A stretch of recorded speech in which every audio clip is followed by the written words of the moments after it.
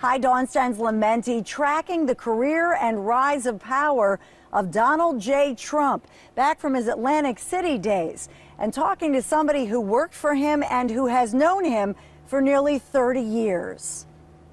President-elect Donald Trump greets General James Mad Dog Mattis at Trump National Golf Club in Bedminster, his top-rated 434-acre private course, which he created after purchasing the John DeLorean estate in 2004.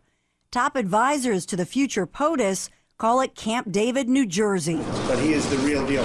Before this photo op with a real general who'd be named Trump's Secretary of Defense, Donald Trump was thinking about a different kind of defense back in 1983 when the billionaire real estate mogul bought the New Jersey Generals in the upstart United States Football League.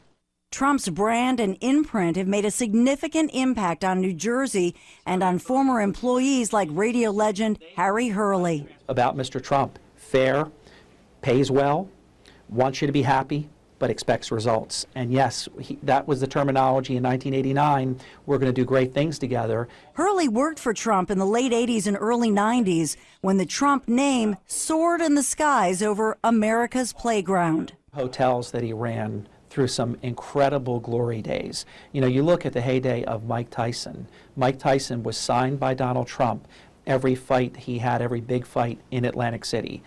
Tyson Spinks, all the different big fights. Donald Trump, during the campaign, and it was very dishonest, his footprint in Atlantic City and his brand is of the highest order, not what they tried to make it look like it was a failure. By 1990, Trump opened the majestic Taj Mahal, at the time the world's largest casino. By 2014, it was sold and recently closed, but like many Trump properties, still bears his name. Hurley told me what it was like to have Trump for a boss. We had a lot of one-on-one time together, great employer, great provider in terms of making sure that you also had quality time with your family. That is something that I think a lot of people will be surprised about. They think about Donald Trump as some taskmaster that wouldn't care if you had a good family life. He would always ask, you know, how's your wife? How are your children? This is the Donald Trump that I know. A man that if you have achieved something, either been inducted into the Hall of Fame or you've written a column, not even about him, that he just finds interesting, you'll find a note in the mail when you are a friend of Donald Trump's. And I know he does it with just acquaintances as well. There was a note that just came to me, Harry, best wishes, Donald. Aww. Didn't sign it like Donald Trump or anything formal, Donald. And I put it with a nice picture with the famous hat of Make America Great Again. Dawn, I'm extremely proud. I'm proud to know him. I'm proud to have worked for him. I'm proud that he thought enough of me at a very young age to have the senior hotel position of one of his hotels. Hurley went on to become a nationally honored radio host and commentator, but kept in touch with Trump, who in 2008 unveiled Trump Plaza residences in Jersey City. Trump has built 3 exclusive Trump National Golf Clubs across New Jersey, in Colts Neck, Pine Hill with views of Philadelphia's skyline, and of course, Bedminster, where Trump has been hosting his transition team, and a serene setting for first daughter Ivanka's star-studded 2009 wedding to Jared Kushner, whose family is also in the real estate business and owns Monmouth Mall, where redevelopment plans are now underway.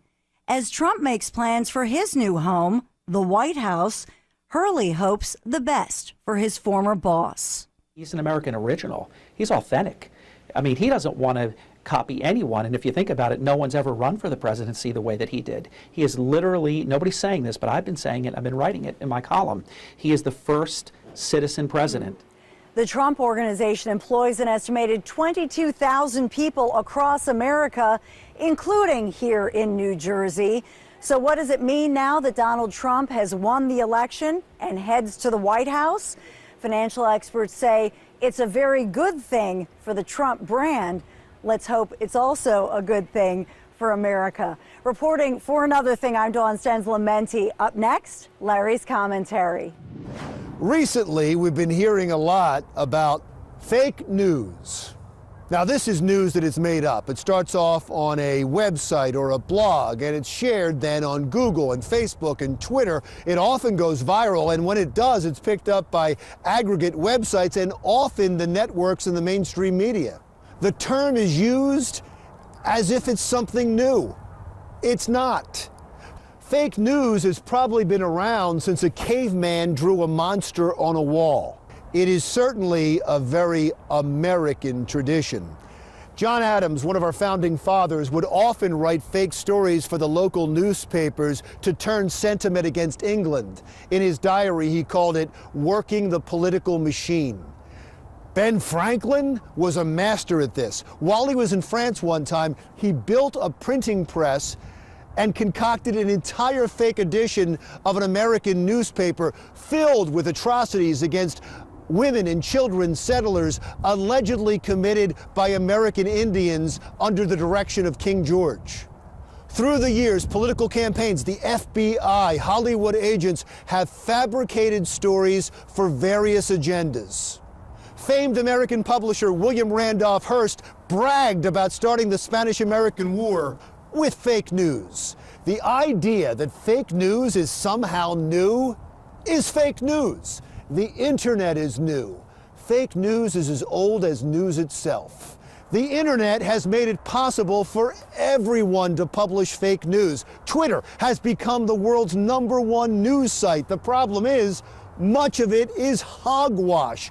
Dozens of celebrities have been falsely reported as dead on Twitter, and once or twice those false reports have been picked up by broadcast news stations.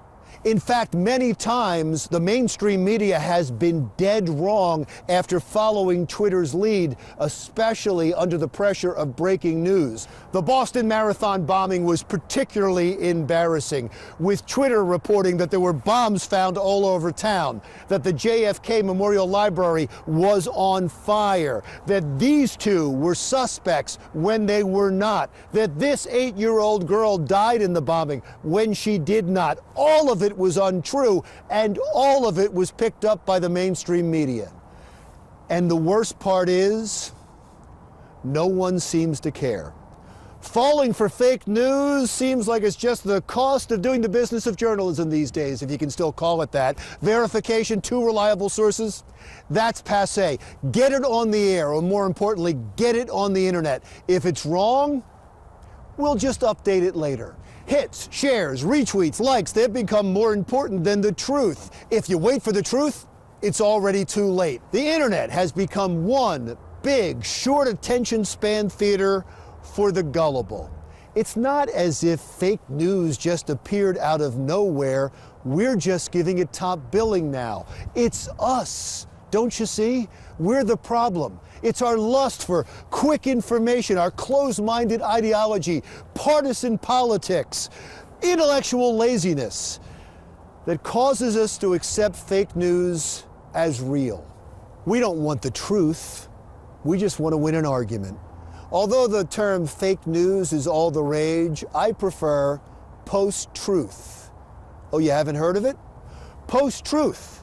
The Oxford Dictionary made it the 2016 Word of the Year. It is an adjective defined as relating to or denoting circumstances where objective facts are less influential on public opinion than appeals to emotion or personal beliefs. In other words, it doesn't matter what is true or untrue. It is what we accept as true to validate our own beliefs or convictions. We are definitely living in a post-truth America where we can always find networks or internet sites that will validate our own bias. Don't you see?